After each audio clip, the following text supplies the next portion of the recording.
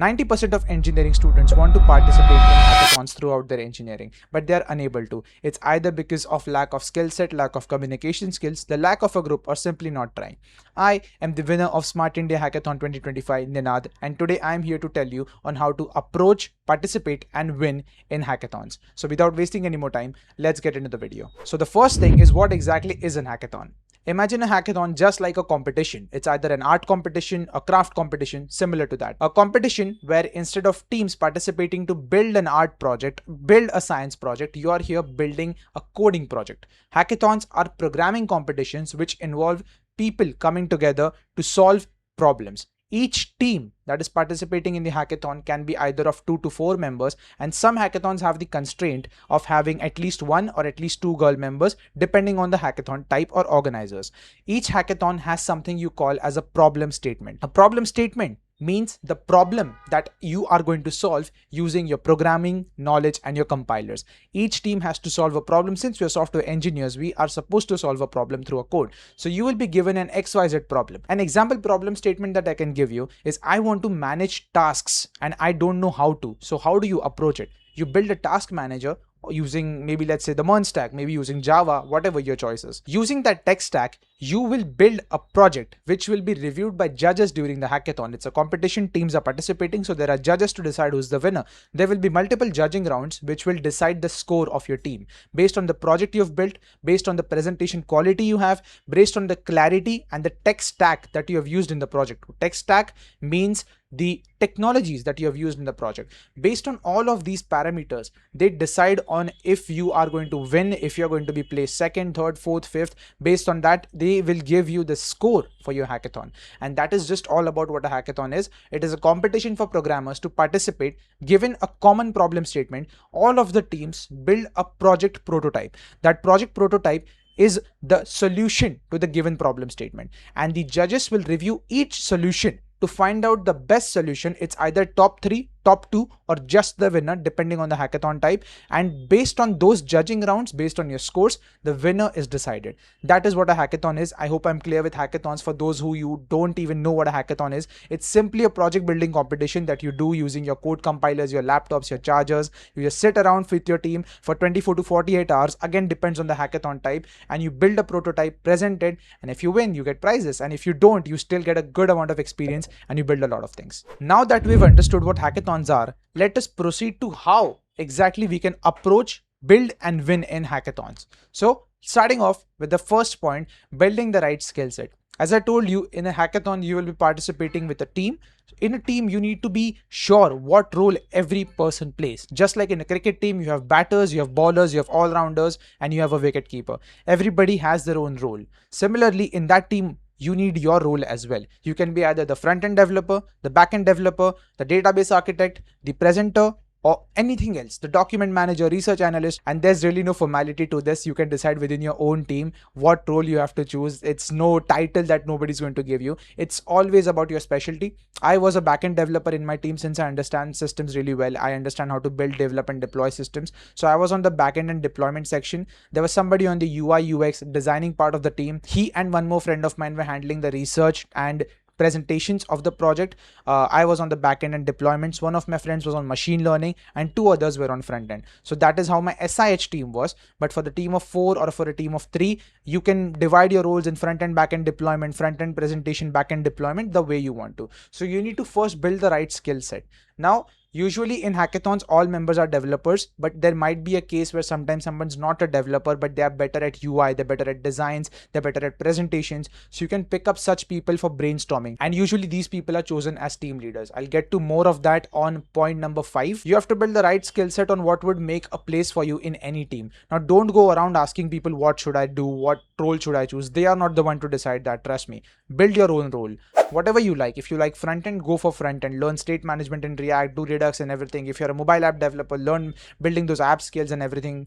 If you are a backend developer, learn developing systems, learn APIs, real-time communication, real-time systems, databases. If you're like me who loves backend and deployment, learn about both. Learn about cloud. Learn about how you can share things with your people. How collective development environment works. Since you're the backend developer, most likely you will be working with your GitHub PRs. So learn all of that. Learn GitHub, most importantly, if you're at Square Zero. GitHub is very important because GitHub is the one that will help you work together in that team. So building that right skill set requires what you see on the screen: a front-end developer, back-end developer, or a research person. After following this, you will be eligible for that one question that people usually ask in interviews: why should we hire you? So it's somewhat of a response to some team that why should we take you? It's because I'm offering this. I'm a good front-end developer. I can build some good front-end for your website which will impress the judges. I'm a good back-end developer. I can make your systems work and error-free very fast. I'm a presentation guy. I can lead your presentations. I can build your designs. I can build your UI. I can help present the entire platform so well that it will cause an impact in that interview or in that judging round, right? So this is how you choose the right skill set. Point number 3 is communication skills. Trust me, every member should have communication skills. You cannot afford even a single person being shy. The way that we won the Smart India Hackathon, I believe, is due to, I think, 30% it was all the game of communication. All 6 members were presenting, all 6 members had the idea of what the project is, and all 6 members could put their thoughts into words and their thoughts into code as well. If you have good communication skills, you would be a crucial part in the team because you will be handling all, and I mean all of the requirements that are related to the management of the team. Okay, you need to pass on what data you need. In a hackathon, nobody's going to give you 7 days or 14 days to sit around and think on what person what will do. It's a game of rapid prototyping. They won't give you 7 to 8 days to simply sit around and decide what person will do what.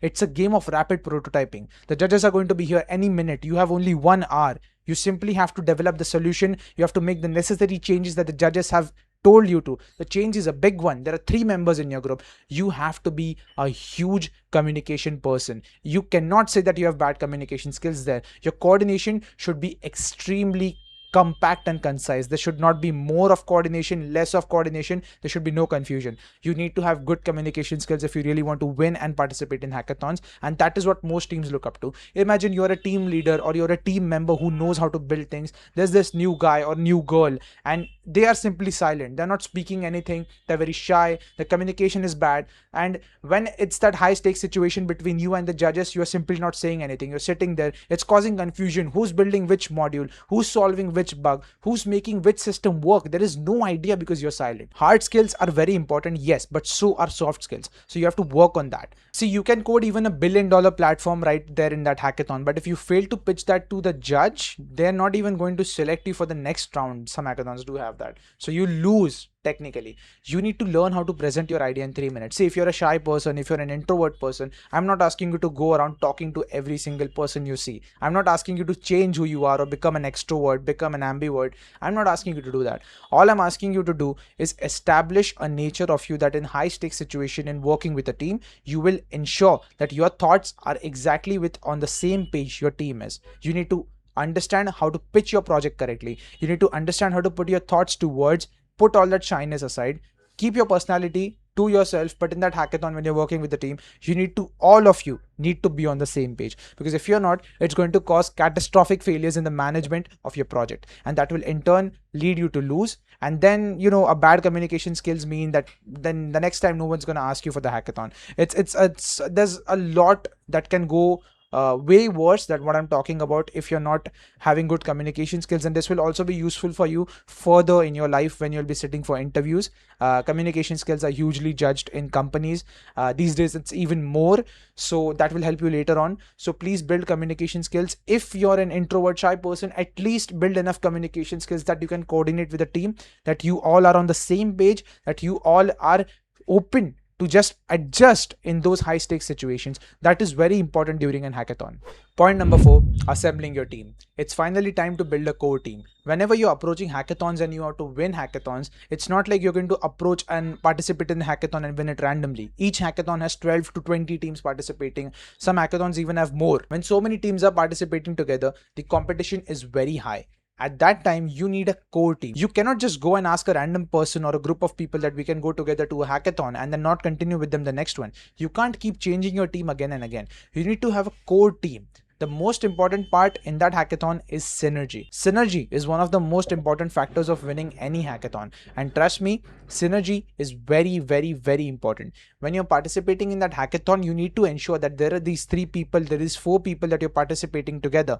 You trust each one of them. You are basically heading into that competition guns blazing. For 24 hours you'll be sitting together in that same room on those same tables building stuff, or it might even be 48 hours, 36 hours. There's no limit to that time, there's no definite amount, but it's minimum 12 hours, and you'll be sitting with that group of people for that amount of time. And when you're sitting with them, you need to just be very effective with all of your management. Now, I told you about communication skills and the building the right skill set, but it's also important that there are some people you're sitting with. You'll be working much better if you're with friends than with randoms. I mean, that's all about your life, right? You need one constant team, or at least 2 to 3 members who are constant in your team in every single competition, because synergy matters more than you think. Synergy is very important. Synergy will decide if you will be presenting it well or not, because trust me, not everything is going to be going by the book every time you're participating. There will be issues, there will be unfortunate events, there will be times during presenting where you will need to improvise. Who will handle which edge case comes into play during those times.